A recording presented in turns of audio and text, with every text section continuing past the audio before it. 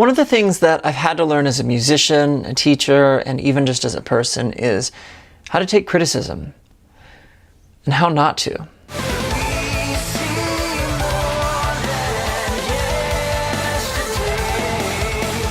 So what got me thinking about this is I've taught a lot of music students, and some of them handled me giving them instruction a little bit better than others. And of course, I've gotten better at giving instruction over the years, so I can't lay that all at the feet of students either. That being said, I had a student that anytime I would begin to give them any instruction, they immediately just kind of went into this tense stress out mode. And I had to constantly reiterate to them, I'm not yelling at you. I'm not upset, but you cannot freak out like this anytime I'm trying to help you work to the solution of a problem. Let's start with something we know and work our way there. And I think that this happens to a lot of us to some degree or another. We deal with anytime something that we're working on being critiqued, it's easy to take it very, very personally. It's easy to see why, because we put a lot of our heart and soul into something, and then to feel like it's getting picked apart is not a good feeling. But not all criticism and not all critique is you being picked apart, right? Often it's someone trying to help you, trying to instruct you, helping you get to the next level. You know, when I became a music student, I knew I wasn't prepared for it. Now, I was a good musician, relatively speaking, relative to the surroundings and the situation I was in.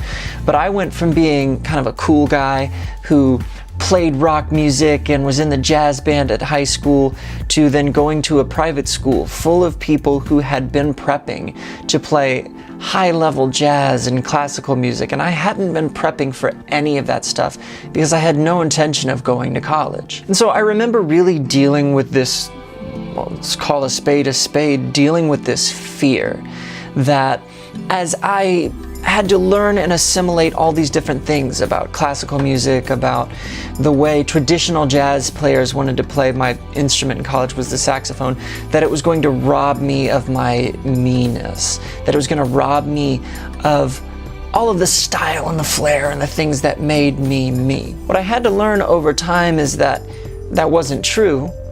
I got to make choices about the critiques and the criticisms that I got, but also anything that I learned, any stylistic thing that I picked up, well, yes, I was going to assimilate it and it was going to become a part of me. In a larger sense, it was really just going to be a part of my toolbox and something I could choose to use and have a mastery over later on. But part of that process was being critiqued, and sometimes very straightforwardly, by professors, because it wasn't their job, even though they loved and cared about me, it really wasn't their job to make me feel good. It was their job to help me get better. And of course, it's easier to receive critiques from some people than others, right? Whether it's if you feel like they've been through the same experiences as you or not, which that doesn't necessarily qualify or disqualify what they're saying, but sometimes it can make it easier to hear. Or maybe it's just the tone of voice they say it in, or what their personality is like.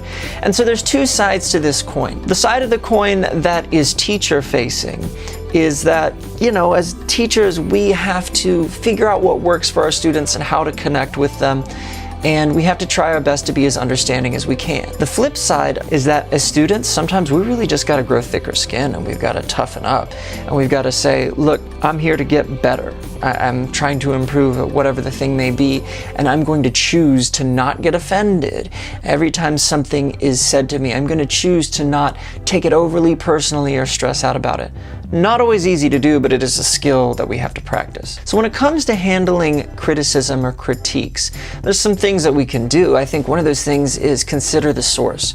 Who is this coming from? Is this just coming from random people who maybe don't know what they're talking about? Is it just coming from your fan base if you're an artist like me? And that doesn't mean they don't know what they're talking about, but their voice on the subject may or may not be as authoritative. You have to judge those one situation at a time. Another thing to think about is What is the motivation behind the critique? Is the critique's motivation to help you get better, to help you move to a different place, to offer you another point of view? Or is it to tear you down? Is it done in a mean-spirited way? And you have to really take a moment to analyze this. But the truth of the matter is you can take any critique, any criticism, and you have the choice, you have the free choice to just chuck it straight out the window. In a lot of cases, that's appropriate and that's okay. But if it's coming from someone who is trying to help build you up, and if its goal is to help you get to the right place, even if it doesn't come wrapped in a package exactly the way that you want it, it can still be a great help to you if you utilize it properly. And you know, I've gotten critiques and I've gotten criticism over the years that I just hated to hear.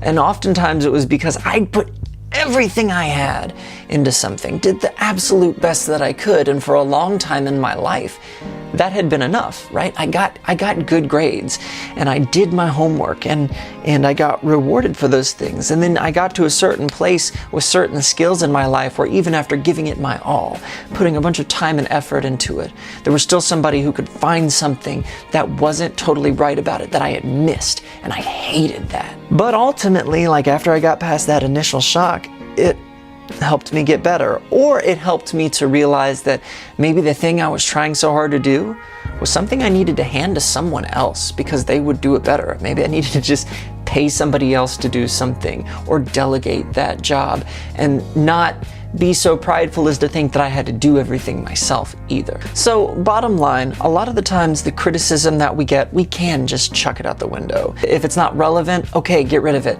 But make sure that that's the case and you're not just being overly dismissive. And when someone is trying to help you, don't make it hard on them, because I can tell you that as a teacher, it's very difficult for me when someone takes me really just trying to instruct and help them and they become overly emotional about it. Now, sometimes I gotta just back off and be like, okay, you're not ready to go there yet. That's fine. Let's work on something else. I'm here to help you. Really, you're kind of in the driver's seat here. But don't ever become the kind of person who cannot take a critique from anyone, anywhere, no how. Yes, there's a time to say, you know what, I don't care what the naysayers and the haters say. There's a time to push through and be persistent, but not everybody that's giving you instruction is a naysayer or a hater.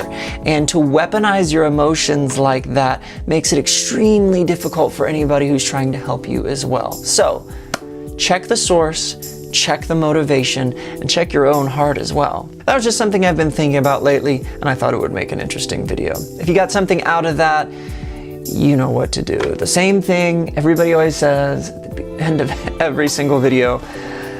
Like, subscribe, get connected, check out some of my music. I love you guys. Jesus loves you. Onward and upward. Until next time.